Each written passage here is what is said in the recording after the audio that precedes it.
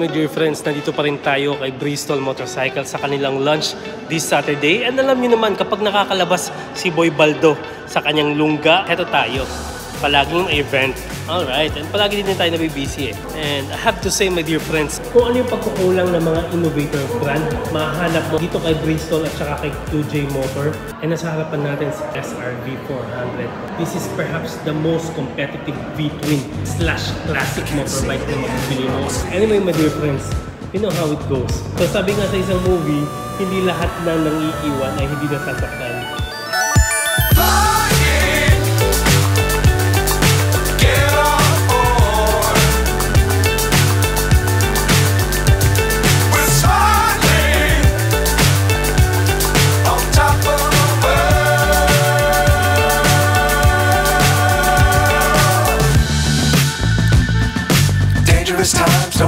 Napakaganda ng pagkakagawa ay napakahusay.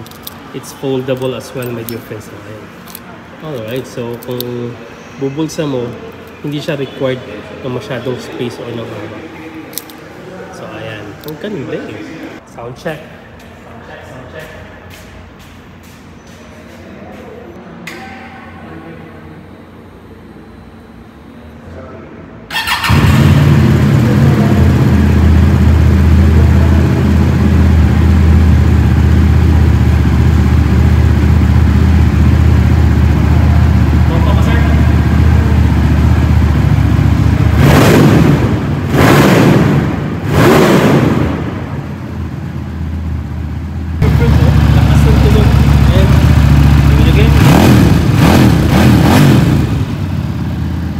Napakinggan nyo naman po yung kanyang sound, kanyang displacement, 400cc, hindi pinagdamot, walang labis, walang kulang, 6-speed manual. V-twin po siya with an 8 valves and a single overhead cam. It has 38 horsepower at 8,500 RPM with a 35 Nm of torque at 5,000 RPM. Para sa akin, napakalakas na po nun para sa isang 400cc V-twin. Naka 13.5 liters gas tank capacity po siya. Wala pang nakaspecify so far sa kanyang fuel economy. Pero pareho sila ng engine ni SRK 400 na kayang pumalok ng 21 to 26 km per liter. And ang kanyang wet weight, 164 kilograms. Kaya pala nung tinulak natin kanina, masasabi mo, hala, cruiser ba talaga to? And additional sa kanyang dimension, 1,400 mm. Meron siyang 160mm minimum ground clearance. It's not that bad for a city ride, to be quite honest. Ang kanyang seat height, 700mm lang po. Very approachable. Tatawagin natin si Ma'am Cathy for your seat height reference. Ayan, massive shoutout kay Ma'am Cathy for agreeing. You are a 5'2" tall rider and you happen to be a lady. This is how good you're gonna look on the motorcycle. Ayan o, naka-front control po siya, my dear friends. Cruiser na cruiser talaga yung datingan. Isang 5'6" tall rider naman, ito po yung makukuha natin.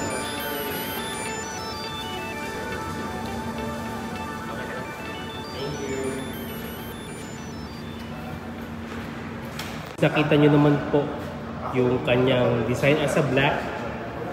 Ganito yung kulay niya. Kung nagnanais kayo ng color green, ayan, isa sa idol natin, army green na kulay, and meron din siyang napaka-cool and vibrant na color. So, hindi lang siya yung tipong pang-aggressive, kumbaga, diskarte. Meron din siyang cool and hip looking na color combination. And pagdating sa kanyang display, this is what you're about to get.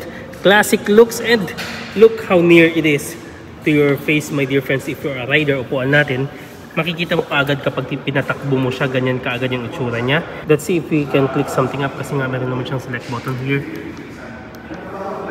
And ito lang, mga indicators lang, trip A, trip B, and although that's it. That's pretty much it. How to turn on the hazard, that's how you do it. The controls on this part, maganda din ang kanyang itsura. And this is what you are getting on the front end, my dear friends. Ang ganda. And ayan o, naka-LED siya, hindi pinagdamot, my dear friends. It looks classic / futuristic bike, and this is what we are getting on the high beam or on the pass switch. I love this one. I have to mention that I love the looks of the front end DRL. Maganda po siya. And ayun, wala tayong may deny, wala tayong masabing pangit eh. When it comes to the taillight, ganito yung makukuha natin, my dear friends. And pagdating sa kanyang brake, ayan. Ganyan po ang kanyang brake. Alright. And very clear sa highway yung kanilang taillight. Isa sa nagustuhan ko sa kanya, it adds some good vibes on the classic looks. And para sa akin, yun nga, I have to keep on repeating it na lahat ng pagkukulang ng isang innovator na brand nilagay nila dito kay QJ Motor SRV. And isa sa nagustuhan ko sa kanya, my dear friends, is sa kanyang seat. Ayan po, premium, hindi pinagdamot. Although malulugi talaga yung upo dito sa Pillion, pero yun nga, I think it's technically made a bobber motorcycle, my dear friends. Pero yun nga, nilagyan ng Pillion peg para makasakay din po yung chika bebe mo dyan. Hindi po napaka-slim, naka-forward control po tayo. I love the design of the exhaust, my dear friends. It's beautifully done, to be quite honest. May mga hints siya for saddlebag customization, kumbaga. And ang kanyang suspension, naka-silver po tayo. Inverted po siya, unlike the other cruiser na makikita mo. Ito yung motorsiklo talaga na hindi pinagdamot. And ang kanyang likuran, naka-double shock po tayo with a preload adjustability. This brake niya sa harapan, my dear friends, 280mm po.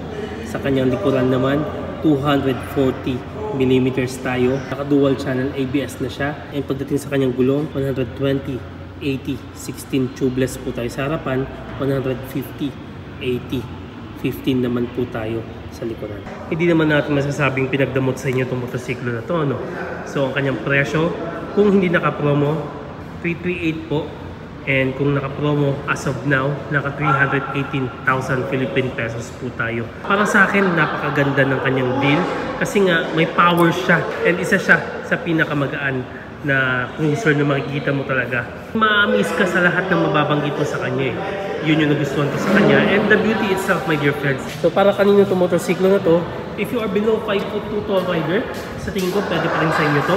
Inupuan to kanina ni Madam Cathy. And pasok na pasok po sa kanyang height. Konting tipito lang kumbaga. And napakagaan na motorsiklo. Na-amaze ako, to be quite honest, kasi kumpleto niya lahat ng hinahanap mo sa innovator. If you have violent reactions, let me know in the comment section below. And to show support on my channel, like and subscribe po tayo dyan. Libre po yan, wala po maniningil sa inyo o tatawag na marami na tayong utang. Exodus 14:14 to everyone. Keep on praying, trust the process. And I'll see you in the next vlog. A kiss!